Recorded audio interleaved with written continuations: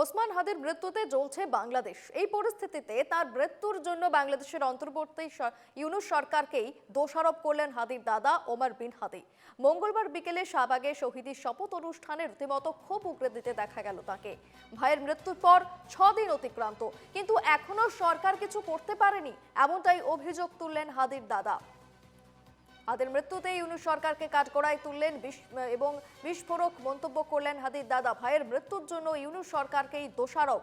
শাহবাগে শহীদি শপথ অনুষ্ঠানে রীতিমতো ক্ষোভ প্রকাশ। মৃত্যু 6 দিন কেটে গেলেও সরকার কিছু করেনি, অভিযোগ ওসমান হাদির দাদার। 12 ডিসেম্বর গুলি লেগেছিল ওসমান হাদিকে। তারপরে গত সপ্তাহে বৃহস্পতিবার তার মৃত্যু হয়। তারপর থেকেই বাংলাদেশে অগ্নিগর্ভ পরিস্থিতি, এবং এই ঘটনায় একেবারে সরাসরি ইউনূস সরকারকেই দোষারোপ করলেন ওসমান হাদির ভাই। এবং তিনি জানালেন যে 6 দিন কেটে গেলেও কিন্তু এখনো পর্যন্ত কোনো ব্যবস্থা নেওয়া হয়নি, সরকারকে কাঠগড়ায় তুললেন তিনি। অনলাইনে রয়েছেন প্রতিনিধি বাসব রায়। বাসবদা, যে ছবি আমরা দেখেছিলাম ওসমান হাদির মৃত্যুর পর থেকে বাংলাদেশে অগ্নিগর্ভ পরিস্থিতি, বিক্ষোভকারীরা দফায় দফায় বিক্ষোভ দেখাচ্ছিলেন, এবং আজকে সেই ওসমান হাদির ভাই যে মন্তব্য করলেন, একেবারে ইউনূস সরকারকে সোজাসুজি তিনি কাঠগড়ায় চাপালেন, কারণ 6 দিন অতিক্রান্ত, এখনো কোনো সুরাহা হয়নি। হ্যাঁ, সেটা হচ্ছে গতকাল অর্থাৎ মঙ্গলবার ঢাকায় ওসমান হাদির একটা স্মরণ সভা ছিল, যেটাকে শহীদি সভা বলেছে।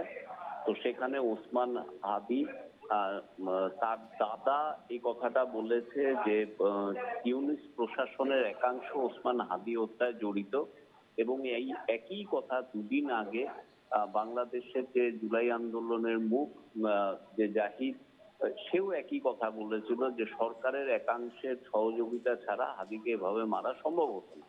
কিন্তু এই দুটো যদি সরিয়ে রাখি, মূল যে হাদি যে মারা গেছে, বাংলাদেশের ছাত্র নেতা এবং অসম্ভব জনপ্রিয় ছিল, তাকে যে দুজন মেরেছে বললে এখন পর্যন্ত নাম উঠে আসছে।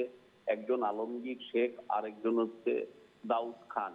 এই দুজনই বাংলাদেশ ছেড়ে বেরিয়ে গেছে, এটাই জানা যাচ্ছে। প্রাথমিকভাবে বাংলাদেশের একটা জনমত তৈরি হয়েছিল যে এরা দুজন পালিয়ে গেছে ভারত থেকে, কিন্তু হাদির মৃত্যুর প্রায় 6 দিন কেটে গেল।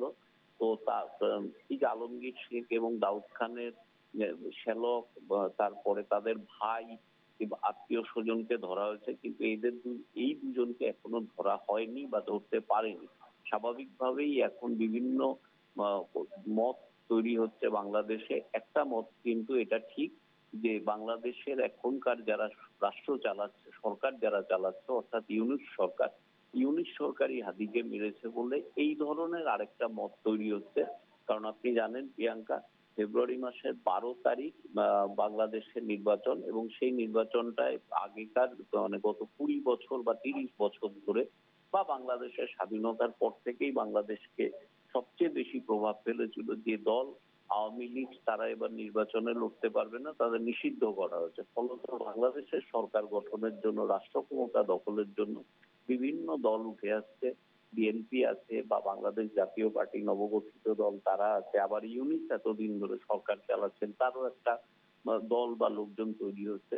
সব মিলিয়ে হাদির মৃত্যুর ব্যাপারে কি তাকে মেরেছে, কি তদন্ত হচ্ছে, এবং তাতে রাজনৈতিক লাভ অলাভ এটা কার হবে, এই সব নিয়ে বাংলাদেশের পরিস্থিতি কিন্তু খুব দোদুল্যমান। প্রিয়াঙ্কা, বাসব, এবং সেই পরিস্থিতির দিকেই নজর থাকবে। আপাতত ধন্যবাদ আপনাকে। কথা বলছিলাম প্রতিনিধি বাসব রায়ের সঙ্গে। আপনারাই ওসমান হাদিকে হত্যা করিয়েছেন, আবার আপনারা এটাকে ইস্যু করে নির্বাচন বানচাল করার চেষ্টা করতেছেন। আপনারা যারা রাষ্ট্র ক্ষমতায় থাকাকালীন অবস্থায় ওসমান হাদিকে হত্যা করা হয়েছে, এই হত্যার দায় আপনারা এড়াতে পারবেন না। ওসমান হাদির বিচার যদি না হয়, আপনারাও একদিনে বাংলাদেশ থেকে পালাতে বাধ্য হবেন। যে এজেন্সির হয়ে, যে রাষ্ট্রের হয়ে আপনারা ওসমান হাদিকে হত্যা করেছেন, মনে রাখবেন ওসমান হাদি কোনো এজেন্সি, কোনো রাষ্ট্র, কোনো তাবেদারের কাছে কখনোই মাথা নত করে নাই। সে যদি মাথা নত করত, অন্য বিক্রি হওয়া নেতাদের মতোই সে সুখে জীবনযাপন করতে পারত।